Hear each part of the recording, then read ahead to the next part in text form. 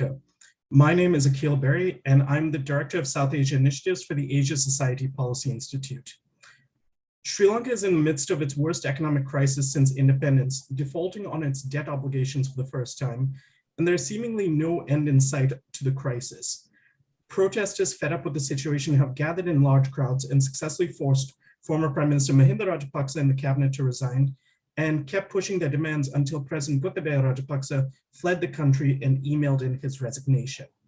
Prime Minister Ranil Wickremesinghe has taken over as acting president, and Parliament is set to elect a new president tomorrow to carry out the remainder of Rajapaksa's term. Looming over this election is the fact that IMF negotiations are ongoing, which are critical to unlocking further bilateral and multilateral aid. To take stock of the situation and give some insights into what's likely to happen next, I'm joined by three fantastic panelists. First is Bhavani Fonseka, who is a senior researcher and attorney at law with the Center for Policy Alternatives, with a focus on research, national and international advocacy, and public interest litigation. Her work has revolved around assisting victims and affected populations across Sri Lanka, legal and policy reforms, and public interest litigation. Bhavani is also an Asia 21 South Asia Fellow. Next is Chayu Damsinghe, who is the product head at Frontier Research, working primarily with the economics team.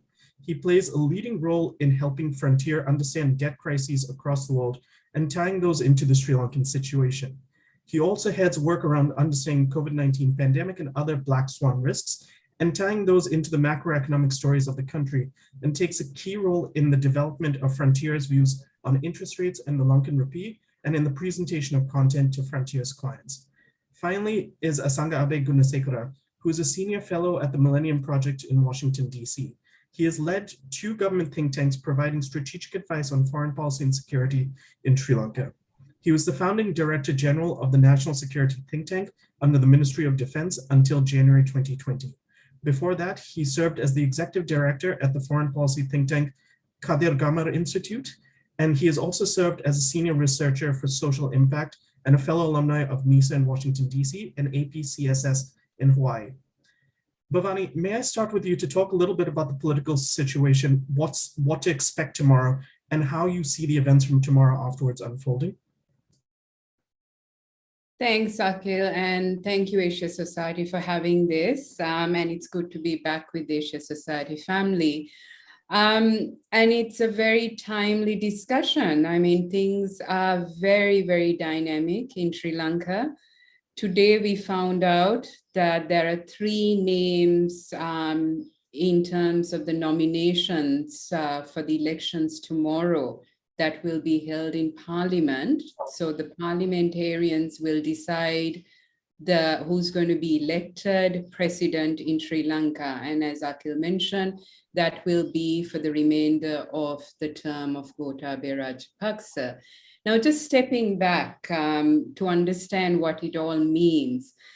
This, the crisis really, there's a political and economic crisis, and hopefully we have time to go into some of the key issues, has led to massive protests in Sri Lanka. I mean, Sri Lanka has a history of protests and citizen mobilization, but what we've seen in the last few months since March this year is really quite remarkable. It started as citizens just starting the protests in suburbs and just coming out in protest of the economic hardships from long power cuts. I'm facing a power cut as I speak to you, so apologies if there's a technical glitch, but power cuts have become the new norm now. Finding essential items is extremely difficult. Long queues, which is a common sight now in every corner. Long queues to get fuel is also one of those becoming quite the norm in Sri Lanka, as well as increasing cost of living and inflation. So there's a combination of economic factors that led to this frustration, anger among citizens, which led to these protests. And the protests that have been seen in the last few months have spread across Sri Lanka. So it's not in just one place. What is also quite remarkable is the numbers just increased. People were just not satisfied with the answers given by the government. And despite various tactics imposed by the president and the then government, including curfew, declaration of state of emergency. And I want to say we are now in the third state of emergency in Sri Lanka for this year. We've had two before. And declaration of emergency largely introduced to prevent people from coming out to the streets, and it's preventing dissent. So there were different tactics used, from curfew to emergency to attempts to get court orders, various tactics used. But despite all of that, what was remarkable is that the numbers just grew. And on the 9th of July, we saw, and I'm really moving very quickly because we don't have a lot of time. What happened on the 9th of July was hundreds and thousands of people came to the streets, came to Colombo, but other areas as well. Many walked for hours because of the fuel crisis. We were not able to travel by vehicle. And what happened is the massive numbers resulted in them breaching the official residence of the president, as well as the presidential secretariat, subsequently the official residence of the prime minister. All of this, I'm just raising this because this marked the promise by the then president to resign. This is Gotabaya Rajapaksa, who was extremely powerful and obtained a lot of powers because of a particular constitutional amendment passed under his presidency in 2020. This one individual who held the office of the executive presidency had to promise he would resign. But that resignation took some time, which created further uncertainty, contributed to further anger among people because they felt this was dragging on. The Prime Minister, Ranil Wickremesinghe, too, agreed he would resign, but is now the acting president in Sri Lanka. Now, there's a lot of names, a lot of changes. I apologize if this is leading to further confusion. It is rather confusing for all of us as well. But we now have the Prime Minister, who also acts as the president, who also acts as a finance minister, and there are legal constitutional issues around this, who has now indicated he is going to contest elections tomorrow. So what is going to happen is we have elections that hopefully in a couple of hours, by Wednesday morning, by noontime Wednesday in Sri Lanka, we hopefully will know who is going to be our next president, who will serve the term up to 2024. That is the term of the presidency. But this is in a context of massive turmoil in Sri Lanka. Politically, and I just want to speak to the politics here, politically, there's a lot of uncertainty. There's demand. The protesters have demand for a system change, and a system change that includes abolishing of the executive presidency. They have actually obtained some of their demands: the resignation of the president, the resignation of the former prime minister, who's also the elder brother of the former president, the Rajapaksas. So they've obtained some results, but their main demand is a system change. And that includes specific reforms that are required. Abolishing the executive presidency is one, addressing corruption, ensuring there are checks and balances. There's a whole gamut that hopefully we could go into detail if there's interest. But I just want to end with this note that while there's a lot of uncertainty and political uncertainty, what has happened in the last few months has also opened up spaces. There is open criticism, debate in Sri Lanka. There's quite remarkable energy in terms of people feeling after several years of repression and authoritarian governance that there is now some hope. So there is quite some energy on the ground, but what happens from tomorrow onwards is going to be critical, whether we are able to obtain that stability to start the economic recovery and ensure that Sri Lanka moves forward. So I'll end here and happy to take on questions later on. Thank you. Thank you so much, Bhavani. That was a fantastic overview. Chayu, let me just jump onto that last point. about the political stability, because I saw a press conference by Kristalina Georgieva where she mentioned that political stability is kind of needed for the IMF negotiations to continue. And of course, these discussions are happening at the technical level, but ultimately it'll need some political commitments. How do you kind of see the negotiations with the IMF proceeding? What are kind of the demands you think they would want to see? And how likely do you think it is that Sri Lanka is going to, and what kind of comes after the IMF program, I would say? Right. Thanks, Akhil, and thanks for having us here on this program as well. So I think that leads into a very important question and kind of almost what I feel is a bit of a misunderstanding in the way the narrative around the IMF can take, in that what's both in terms of the political stability point of it and as well as the like kind of conditions that come along with. Now, as you rightly mentioned, what uh, sorry, as you rightly mentioned, what the IMF would be looking at right now, instead of specifically political stability itself being the core feature, but rather that political commitment to some sort of policy measure. So Sri Lanka's debt being considered unsustainable means that some of the requirements are primarily both on the debt restructuring side that has to happen concurrently, but also on the budget side, fiscal reform in terms of tax increases, limiting increase in additional spending, and measures along those sides. So there needs to be political commitment, legislative commitment to further those goals. That can happen both in terms of, for example, an interim budget being passed, different legislative reform required for taxation, for example. And political stability matters to the IMF only insofar much as it gets those goals across. So I think there is a narrative, especially building among Sri Lanka, given, of course, that this is like Bhavani mentioned as well, very much a political question now popping up as well, and everyone's individual political beliefs are tying into this.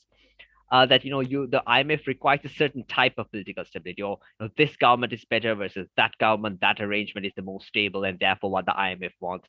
I think that misunderstands what exactly the IMF's role here is. What the IMF wants is some sort of arrangement that gets across these policy reforms and they can explicitly say, look, there is a commitment that this country has made to continuing on with these policy reforms, even if there is some sort of uncertainty in the stability of whatever coalitions are there in parliament. So I think policy consistency and parliamentary stability do have to be taken somewhat separately, of course, very much linked. And that ties into other examples that we've seen in other countries as well. You can have different changes in parliament, changes in prime ministers, presidents, and all during crises like these. You often see those changes. But when you have some sort of consensus among parties, consensus among at least leading parties and leading parliamentarians, that this specific pathway is the one we're going on, then as long as you have some sort of enough stability, some arrangement in parliament that allows those reforms to come through, that really does then serve as an important point. Now, then the question is what those kinds of reforms are and how those the conditionality associated with those reforms, will they really get implemented? What kind of barriers are there towards that? And that once again gets, I think, thinking of these as IMF conditions for a package, I think kind of mixes up the reality of how that process, that negotiation works. I prefer to think of it and I prefer to understand it in the context of you have a country like Sri Lanka, which has taken certain policy actions that has gotten it to all these shortages, this massive economic crisis that the country is facing. So anyone, the IMF or any bilateral, any multilateral institution, if they are to support this country financially, what guarantee do they have that the country is not going to go down that same policy direction and then basically lead to all that money, all that financial, legal, international support essentially being thrown down the drain? So how I think it's useful to understand the conditions that come along with the IMF are, is there enough being taken to reverse the trajectory of the policies that took the country down to this point? For Sri Lanka's case, it's very much in terms of pretty atrocious taxation policy that took a country with already fragile taxation structures and made it far worse, probably one of the worst in the world. You're talking about that side of things. You're talking about consistent increase in state sector employment, while the expenditure side for Sri Lanka might not be as much of a problem. The fact that it's been a consistent increase is worrying. So you do need to kind of, especially in the absence of tax revenue, these are things you need to look at. You have problems with our government-owned companies that are making massive losses, massive debt issues. So are you doing things to reverse those policies? Are you reversing the trillions of rupees that were just injected into the system to meet the budget deficit. So are these the kinds of things are you going to reverse? So with the IMF policy, and also given that Sri Lanka's economy has come to this level, and I mean, it's easy to think of Sri Lanka's economy as having functionally zero reserves. It's very much about, are you going to implement these reforms? And if you do, well, we can give you money, we can give you support. But if you don't implement these reforms, well, there's nothing we can do. And that's, I think, the kind of way that international engagement in Sri Lanka is going to work around right now, especially when you look at these multilateral organizations. Of course, the question is, how soon are those reforms going to come into place? For example, the interim budget was originally supposed to be in April. Then you said May, June, July, August. Now it's supposed to be in August. Now we don't know whether this new political arrangement will get that quicker, whether it'll be even more delayed. So there are questions. How soon are these reforms going to come in? And does the public situation allow for some of these reforms? Because these are, of course, painful reforms. And do we have a government or governance structure that is able to tell the people, look, these are the reforms we're going to take. Yes, they are going to be difficult in the short term, but trust us, we are not those guys. This time, it will result in some sort of benefit, not too far away into the future. Do we have a system, a governance structure that can tell that convincingly to its people? So the negotiations also, I mean, will continue. Like I said, the technical discussions are continuing on like the specific tax proposals that needs to come in and the like. What's really being a sticking point, and what will remain to be a sticking point, unless Parliament really, I mean, frankly, gets its act together, is, are those things actually being implemented through law in Parliament? If they are, you can move on with the negotiations, get ahead with the process much faster. But if you don't, then you're going to be stuck. And I think whether that happens or not doesn't necessarily depend on any specific party, but just rather an overall commitment across Parliament to push those reforms through. Excellent, thank you. Asanga, let me turn to you very quickly. One of the key issues, one of the dynamics we've seen playing out with kind of the current crisis is India has stepped in to help Sri Lanka in a way that maybe you haven't seen before, whereas China, who is assumed to kind of be the best, really close friends with the Rajapaksas, has been willing to extend some humanitarian assistance, but hasn't been willing to offer the debt relief, the debt restructuring relief that kind of Sri Lanka needs. Can you kind of walk us through Sri Lanka's foreign policy, how you see it now, and maybe a little bit of a crystal ball about where you see Sri Lanka's relations with India, China, and even the US heading after this? Thank you, Akhil. I would like to thank the Asia Society for the invitation. It's a timely discussion. So I think the Sri Lankan foreign policy clearly was tilted towards China during the Rajapaksa regime. One of the clear examples I can give is the foreign secretary speaking in behalf of Xinjiang human rights. First time we had a foreign secretary speaking on behalf of China's human rights concern. Then you had China's CCP and SLPP working together basically to alter the existing political model, which is a dangerous trajectory that the two parties took, which I have sort of highlighted in my writings. So I think with that, there was multiple projects that was basically cancelled or that was being rejected, such as the East Container Terminal swapping to the West Container Terminal. Then you had the Millenium Challenge Corporation, where Gotabeya's expert panel, which he appointed, mentioned that there's a national security threat. Then the Japanese LRT basically saying that they're canceling the project. So all of these, most of the Western projects were affected, as well as the Indian projects. So what you see is, from this crisis, you see India sort of coming back into the foreign policy picture from the assistance, the 3.5 billion that has been given, and India playing a larger role in Sri Lanka. A rebalance will be sort of the first thing that the new foreign minister, as well as the foreign ministry, would have to work on. So I think the external factors need to be calculated here. Basically, what's going on, the geopolitical factors, such as the the Easter Sunday was one of the serious issues that we had, and affecting the terrorism in Sri Lanka. Then comes the COVID pandemic, which impacted the tourism industry, and Russia's basically the war in Ukraine. Not only the MENA region, but also Sri Lanka had a serious impact from the Ukraine crisis, and especially on the commodity prices and also on the fuel prices. So you see that if the Eurozone crisis continues, the recessions in Europe, Sri Lanka will have a serious impact on its tourism industry as well as its export industry. So the China factor here, the recalibration is really, really important because of the larger geostrategic competition in the Indian Ocean. And this is something that I think the Sri Lanka would need to the foreign policy would need to you need to rebalance it and look into bringing in a rules-based order back again, and our commitment towards a rules-based order. And I call it that we are an island sandwich between Indo-Pacific as well as the BRI. So you need a balanced approach to this. And whatever the balance that we lost from the Rajapaksa regime, we need to bring it back. So China has also mentioned about, assisting on the debt restructuring. The foreign ministry spokesperson has mentioned a few days ago about that. So that's a positive sign. So I think China, India, and all other countries should assist Sri Lanka at this juncture. Thank you. Excellent.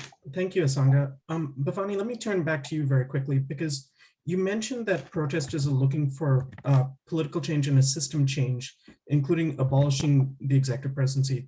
Could you talk a little bit more about the reforms that the Rajapaksas introduced that strengthen the executive presidency, and also what kind of the agreement between the political parties is now and how you see that playing out?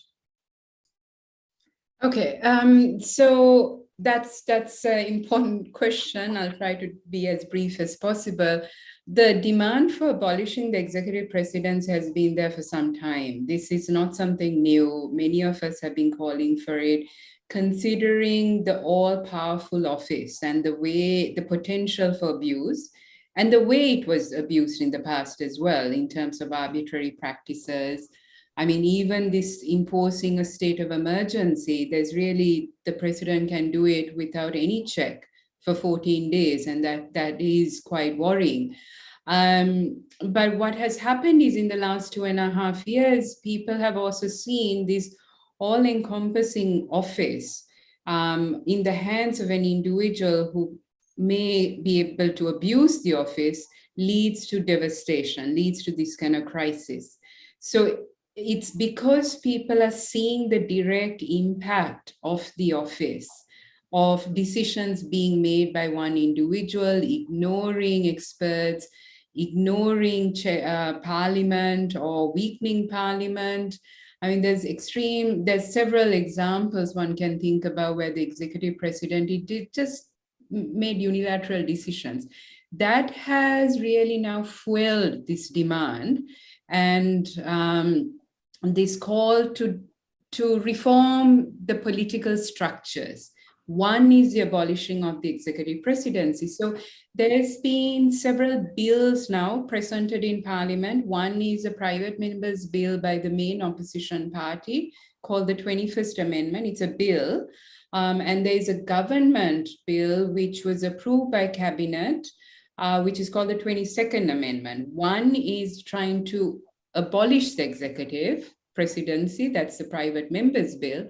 The government bill is trying to diminish certain powers, but as a lawyer, as a critic, I will say the government's bill is insufficient considering the present calls and the present demands and the present crisis. So really we need to look at this moment, and I mentioned this unprecedented moment where we should do everything to push all the reforms we can, and that includes abolishing the executive presidency. Thank you. Chayu, I just wanted to pick up on something Asanga said, where he mentioned about the Eurozone recession and that having an impact on Sri Lanka's tourism industry. Now, Sri Lanka, of course, is reliant on tourism for foreign exchange. Could you talk a little bit about kind of how we got into this situation where Sri Lanka went from having exports be about 40% of GDP to 20% of GDP, and being heavily reliant on kind of remittances and tourism to bolster its foreign exchange? Right. Thanks, Akhil. So Sri Lanka's economic woes really, I mean, the underlying factors behind it have been around since independence. I mean, there was a short period, I think a few years in the 1950s, where things started to take a turn for the better, but then ever since that reversed, Sri Lanka's economic situation hasn't really been that well. And that's been that we've consistently had a shortfall in our budget, where Sri Lanka's government revenue has always been lower than our expenses, not the other way around, to be clear. It's not that our expenses are so high and our revenue can't reach up to it. It's just that our revenue keeps getting lower and lower and lower, and expenditure cannot be met. And then on the other side, on the foreign exchange side, we've essentially always had, again, except for a few instances here and there, a current account deficit, which is very much fueled by Sri Lanka having a very consumption-driven economy, which pushes more and more imports, both in terms of direct import consumption, let's say the fuel for our vehicles, but also indirect. Even, for example, the rice we grow in Sri Lanka to eat, fertilizer, pesticides, all significant components, all of these are really imported. So that structure of the Sri Lankan economy has made it fragile for, well, decades. Until I think about the earlier part of this century, Sri Lanka, being a lower income country, was able to access pretty concessional financing, and we generally had a higher inflation pathway, which kept Sri Lanka's debt metrics and all basically contained. But since the start of the century, both of those factors changed. The fact that Sri Lanka moved from being a lower income country to a lower middle income country, which meant that we could no longer get a lot of concessional financing, concessional debt, and we had to instead go for commercial debt. And also that our inflation started to get more and more under control, which allowed interest rates and the debt burden on the local debt side also to rise. No, the combination of those factors essentially meant that Sri Lanka was unable to focus any any bit of its resources on export-led development and growth, and had to keep moving resources into essentially meeting those two deficits, and then meeting the debt burden that came off as a result of trying to meet those deficits through debt. Tourism was something that was really picking up and was supposed to be something that really helped Sri Lanka come out of this crisis. By in 2018, the official number is about $5 billion annually in tourism revenue. There are questions about how much of that is realistic. I prefer to think of it like a 3 to 4 billion number instead. But as a result of the pandemic and as a result of everything that's come ever since then in terms of like fuel shortages, our tourism revenue has essentially been hovering around the $0 mark. So moving forward, then the recovery of tourism, especially next year, I think that recovery will be quite significantly, or a significant factor that helps Sri Lanka recover from where we are, and it will be a big part of it. But for that to happen, you still need the shortages on the ground, the political uncertainty, the social unrest to kind of all of those to kind of peter off as well. And until that happens, those tourism itself won't recover. Now, tourism alone won't be enough to help the country because you still have that consumption-driven problem in Sri Lanka. And unless Sri Lanka takes policy actions that takes an economy and turns it from a consumption-driven economy to a more savings-driven economy. And I don't mean like personal savings, but like the economy overall generating enough savings that it can then use for any sort of investment into its own exports, into its own growth, rather than depending on more and more debt and allowing, on the meantime, more and more debt to build up on the consumption side. Sri Lanka's problem will continue. It's very possible for Sri Lanka's problem, even if we get out of it right now, 3, 4, 5 years down the line, to resurface. So those policy reforms to change the underlying structure of the Sri Lankan economy will be absolutely critical to get Sri Lanka out of this crisis. In the short term, of course, there can be things that can, move the dial one way or the other. A recession, for example, might actually lower the price of oil, reducing our import bill in the short term, might ease off some of the shortages. On the flip side, it affects our exports, which have been relatively resilient. Remittances have anyway been quite weak. There's some sense there might be a recovery. So the short term, lots of things that can move things here and there.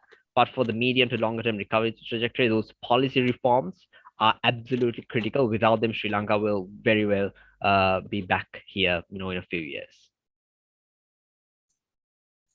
Awesome, thank you. And this kind of next question is for both you and Asanga.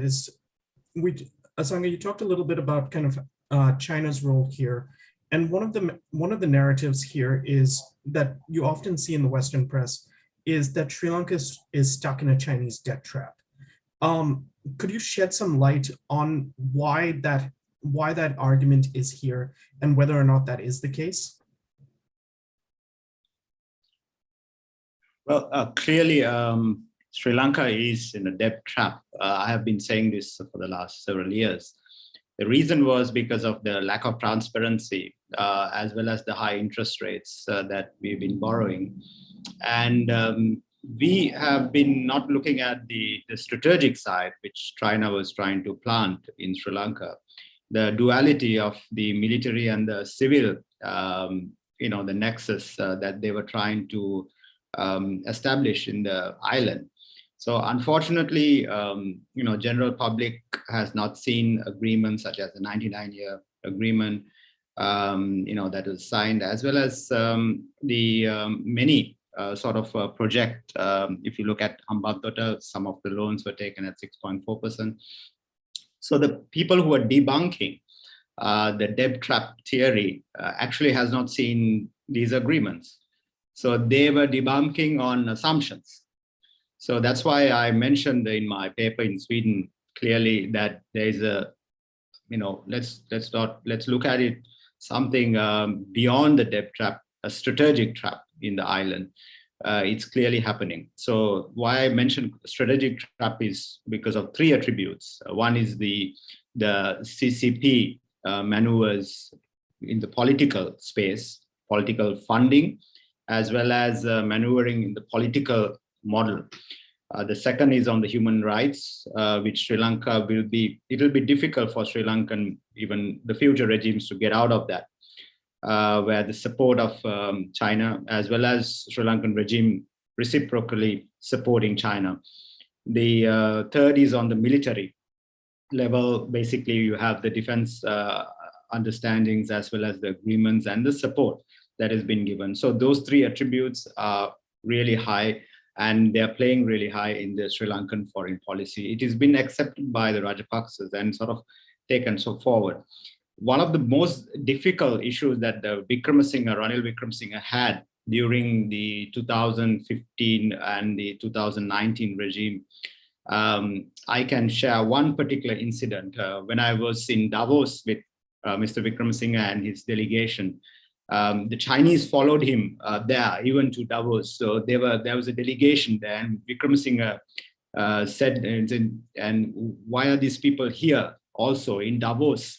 And do I have to sort of keep, defending this situation? Because he said that he would investigate the Chinese projects at that time and would look into, basically if there were deals done, or if there was, some sort of allegations on the Chinese projects, such as in the Hambantota, as well as various others. So he was going to go one by one, but he couldn't because of the largeness, as well as the influence that Chinese had.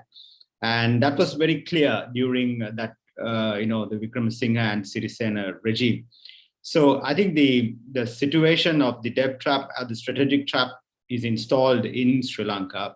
The signaling that goes from Colombo to Delhi in this basically what's happening in Sri Lanka is a concern for New Delhi and its immediate sphere of influence. So it's something that Sri Lanka foreign policy, as well as the foreign ministry, should take it very seriously about their Chinese strategic trap that has been established in the country.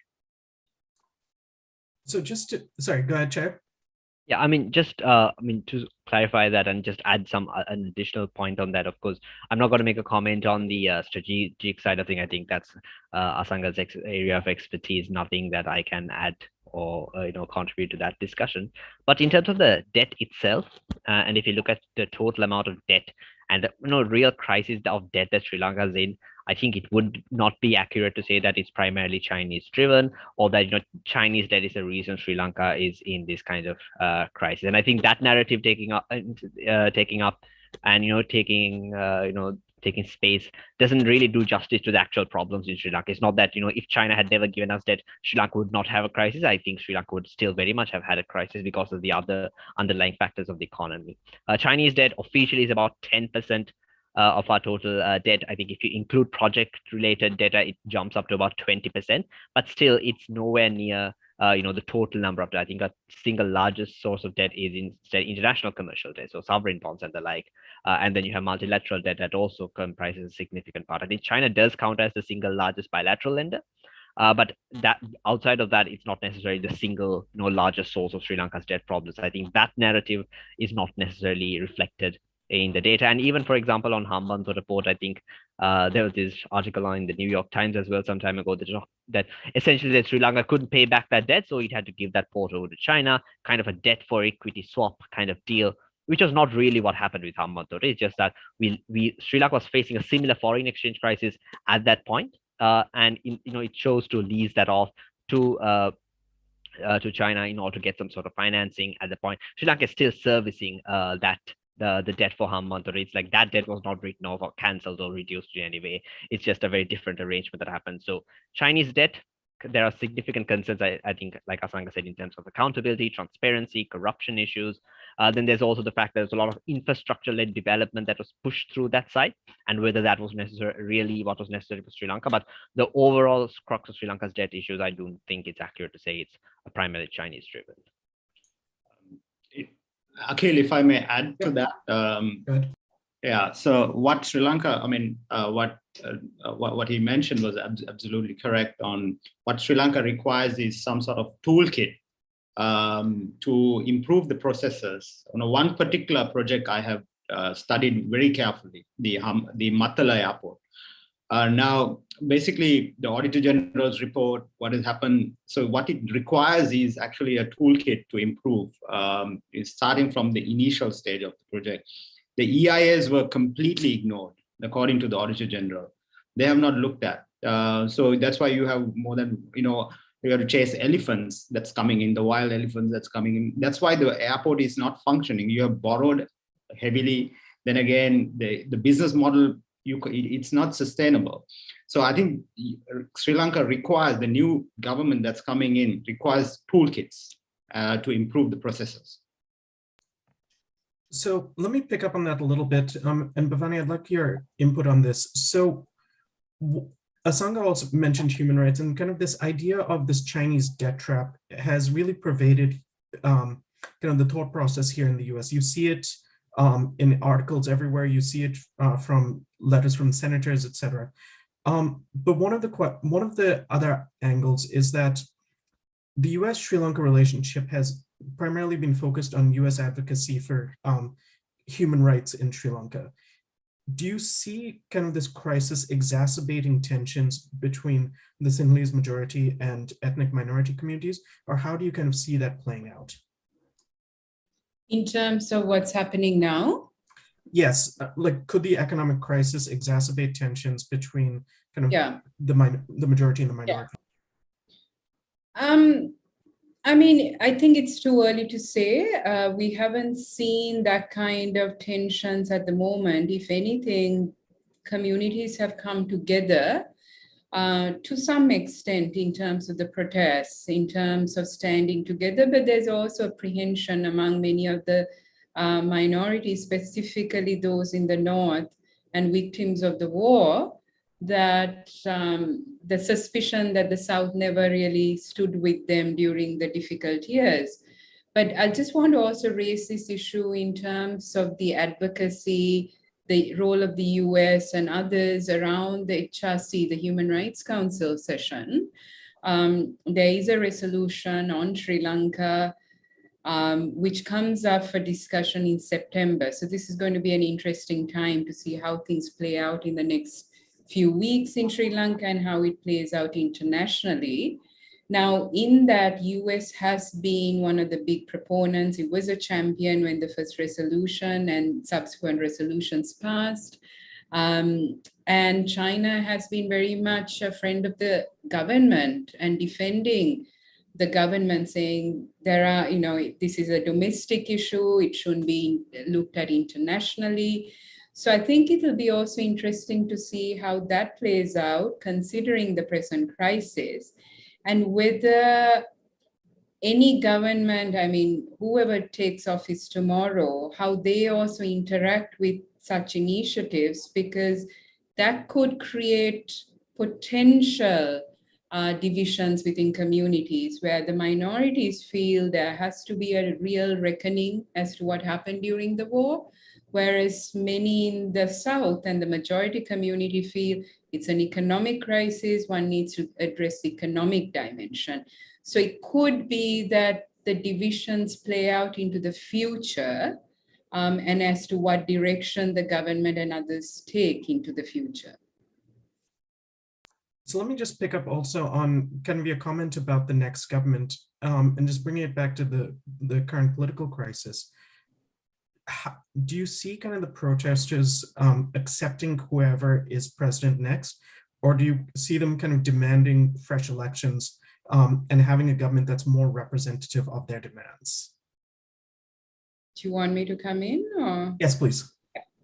So, I don't think any of the candidates garnered the full confidence of the public, not just the protesters, because what we've seen since the nominations and names, the three names, there's a lot of criticism from different actors. So I don't think any one individual at this moment is going to get a resounding support from the public. It's as polarized as that in Sri Lanka. But there's been a clear demand with the resignation of Gotabaya. One of the clear demands has been also the resignation of Ranil Wickremesinghe. The Gotago Gama, which is this epicenter of the protests in Colombo, turned into Ranil Gogama after the resignation of Gotabaya, because they said, well, we've got one out, but we want the other one out as well. So that demand is very much there. They don't think Ranil Wickremesinghe has the legitimacy to lead Sri Lanka. And I don't think there's much trust in his leadership. So if he becomes the president tomorrow, there'll be, I don't think many problems will be solved. People will continue to protest. And there could be further uncertainty and instability. Now, if the other two candidates, there are two other candidates come in, they've been engaging with the protesters, they've had meetings, so we'll have to see what kind of engagement happens. There's also discussion that those who've been very involved in the protests play a bigger role in terms of consultation and engaging on policy discussions. These are all conversations. We don't know how things will play out. But one of the clear things that's come out in the last few months is the need for a general election, that the present elected representatives do not enjoy the trust, confidence of the people. There needs to be a fresh mandate. We cannot hold elections right now, and the economic dimension, the ground situation is not conducive. But in the next few months, one needs to think about when one can have the election. So I think we really need to think about elections either later or early this year. That will be something that needs to be looked into. Thank you. I just wanted to pick up on something you said, and this is for Chayu and Asanga. So the resolution at the UN Human Rights Council, this could have an impact on, for example, Sri Lanka's relations with the EU, which is reviewing Sri Lanka's participation in the GSP Plus program, which could have an impact on Sri Lanka textile exports from Sri Lanka enjoying duty-free access. Chayu, could you talk a little bit more about Sri Lanka's exports, textiles, et cetera? And Asanga, I'd like you to speak a little bit about Sri Lanka's relations with the EU, and maybe also how the US, the EU can work together to kind of help out Sri Lanka. Sure. Sri Lanka's exports, like I said, I think the primary export that we deal with Europe would be in terms of textiles and finished textile products. So I think for this year, the expectation is that we would reach somewhere in the vicinity of 4 to 5 billion, if I'm not mistaken. I can't remember, those numbers have changed around with the crisis and all.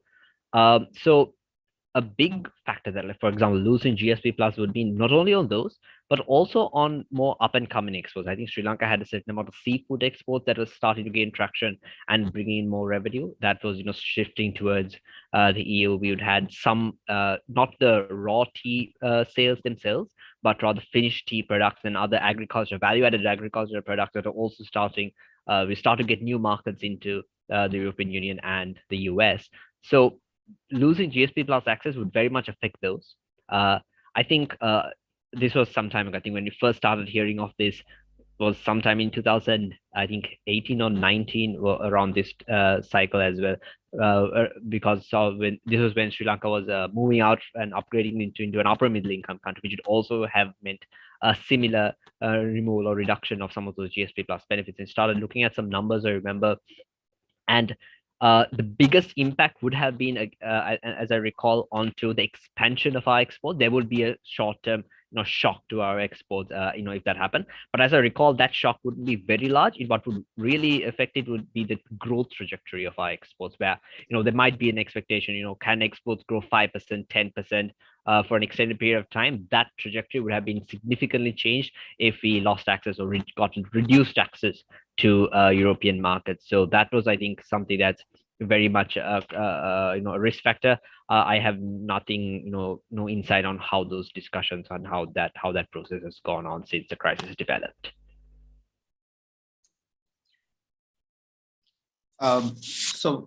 Basically, on the EU factor is really, like I mentioned, the Eurozone recession will have a serious impact to Sri Lanka on tourism as well as the export sector in the coming months.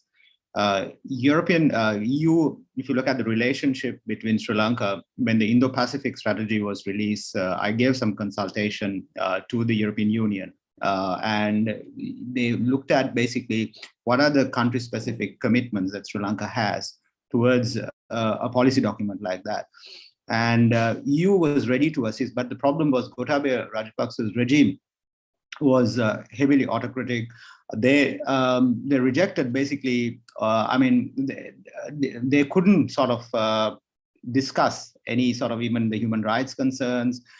So it was irrational decisions that the Rajapaksa regime took, defending, trying to weaponize their political agenda, the ultra-nationalist agenda, saying that, the human rights, they're rejecting all of the recommendations, as well as the Prevention of Terrorism Act was a serious concern for European Union, EU ambassadors.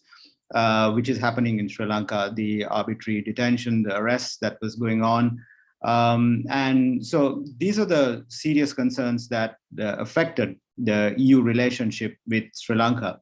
But I think since the regime is over of Gotabaya Rajapaksa, whoever the next regime should try to sort of develop the relationship with the European Union and the country-specific commitments towards the Indo-Pacific.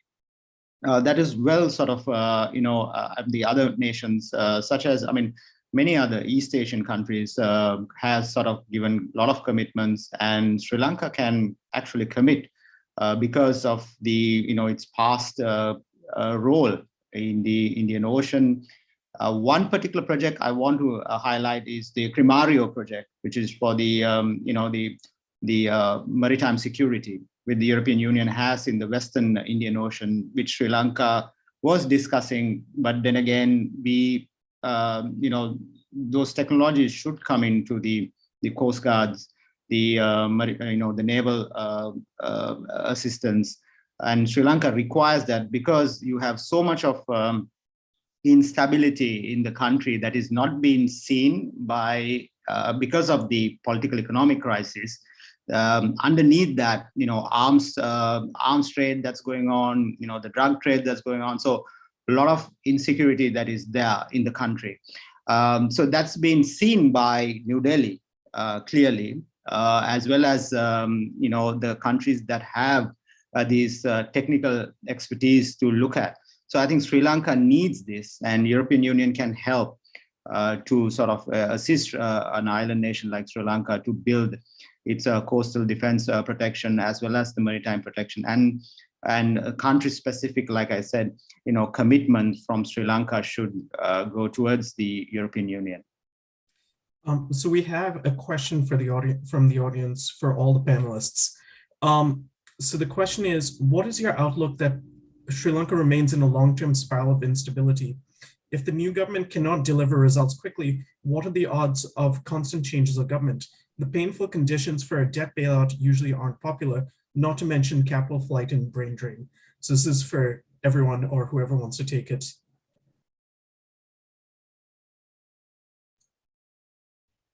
I'll have to take the economic side of it in terms of what we've seen.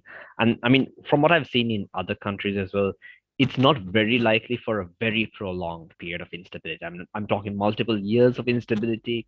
I think in recent years, I think the most or the longest we've seen is been in Lebanon's case, which was about roughly, let's say, a 2-year period where until some sort of resolution came, or some sort of at least a temporary interim resolution started to kind of get itself placed. Now, for Sri Lanka, I think there is definitely a risk of continuous changes in government. I think Bhavani previously talked about what would happen if protesters especially do not accept whatever solution comes across, and will that lead to further resolution of further changes down the line. I think an election coming in, like she said, is far more likely than an extended period of instability. I think there will be more pressure towards that if the situation seems to be untenable. In terms of a debt bailout, and that's something somewhat interesting that we've seen in Sri Lanka, is that the fact that the Rajapaksa government, the Gotabaya Rajapaksa government, very much took Sri Lanka, through policy, and people very much viewed them as having taken bad policies that took the country down to the situation. In addition to, of course, all the questions about corruption, did mean that there was some point, I remember in March, April, even May, that there were in fact pro-IMF protests happening in Sri Lanka, which seemed, it's not something I ever heard about in any other country happening. So, I mean, and even recently I saw some of the more, of course, there's a vast ideological spectrum represented at the protests, but I've seen, even senior, more, core members of some of these protests talking about how the government needs to expedite the IMF process and, of course, have protections along the way. So I don't necessarily know that in the context of a lot of the pain Sri Lanka is going through right now, being tied specifically to the Gotabaya Rajapaksa administration and that regime, whether there's going to be a lot of anti-IMF protests moving forward, for example.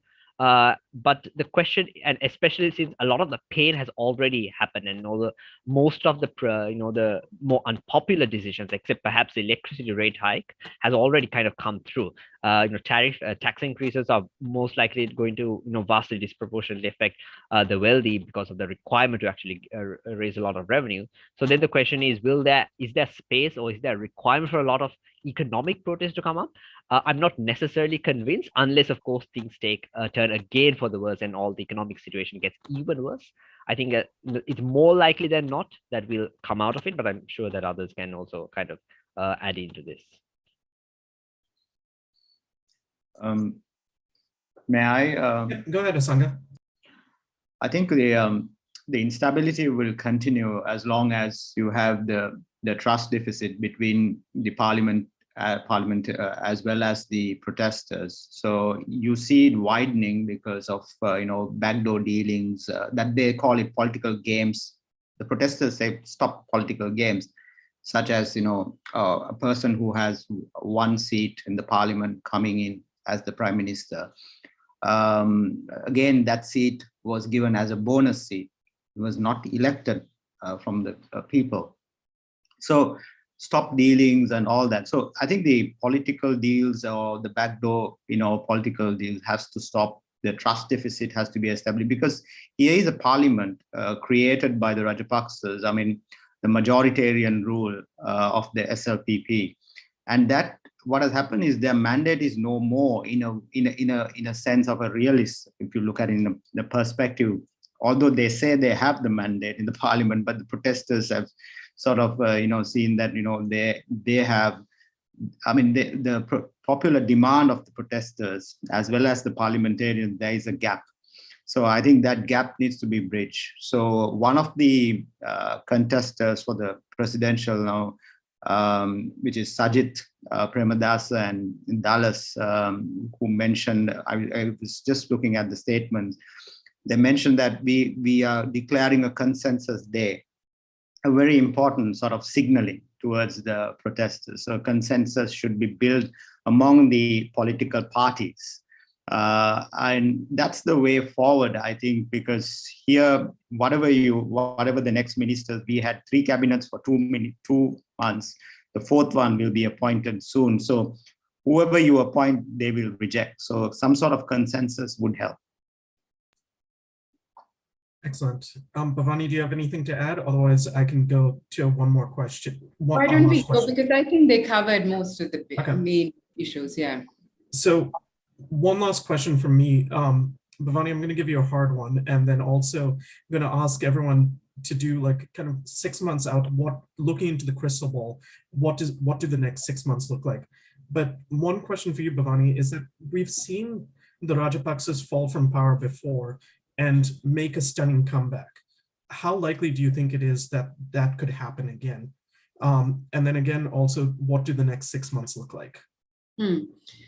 That's a very important question, Akhil, because Rajapaksas are very, very influential in Sri Lanka. I mean, it's a very powerful family rule. I mean, they've had a spectacular fall in the last few months from both the president and the former president and the former prime minister resigning, others in government, the Rajapaksas resigning. But they have their party, the SLPP, has the highest number of seats in parliament. And now it's going to be interesting to see how things play out tomorrow, because part of the party supports Ranil Wickremesinghe, the other group supports Dallas Perumal's candidacy. So we'll have to see how that plays out tomorrow. But regardless, their party has the majority of seats. So they are going to influence the legislative agenda. And at this moment, for the executive arm to push things through, they will have to rely on parliament to get key reforms through. So you will have them influencing at different levels. I'm not ruling out their comeback. I think, as you quite rightly said, 2015, the electoral defeat, and that electoral defeat saw the creation of this party. And they have gone from strength to strength till this year. So they are a force to be reckoned with. They may be in the back foot right now, but they are a force to be reckoned with. And we'll have to see what kind of avatar they take. In terms of the 6 months, I think it's going to be difficult times ahead. I mean, it's been difficult this year. It's going to be difficult. It's going to be uncertain, but if the correct leadership comes together, and whoever is elected tomorrow needs to recognize it's not one party rule. It has to be a coalition. There has to be consensus, but also very clear timelines. This is going to be a temporary measure, communicate to the people, elections at a particular time period. One of the big grievances of the public is that it's a very elite-driven top-down approach of governance in Sri Lanka. This has to change. So whoever takes it on needs to ensure that those demands are met. But I'm cautiously optimistic that we can start that recovery process and the rebuilding process, but it's going to take a lot of effort of every stakeholder, not just the political leaders, but professionals, citizens, media, all of us. So cautiously optimistic. Chayu or Asanga? If not, there are two questions from the audience, which we can kind of touch on in the last 2 minutes or so. Which would you prefer? I'm happy to take an audience question if that covers more. All right. I broadly agree with Bhavani's take on the next 6 months, cautiously optimistic. I also agree with Bhavani. So, all right, so we'll package these two questions together. What is the public perception of China, and how much will perceived deal-making or relations with China affect public support for the new government? And to touch on what Bhavani just said, when should we expect the Rajapaksas to return? It's a wonder they came back at all, but does anyone think they will be brought back to Sri Lanka to face justice, or will their assets be seized to help the country? And we'll end off with that.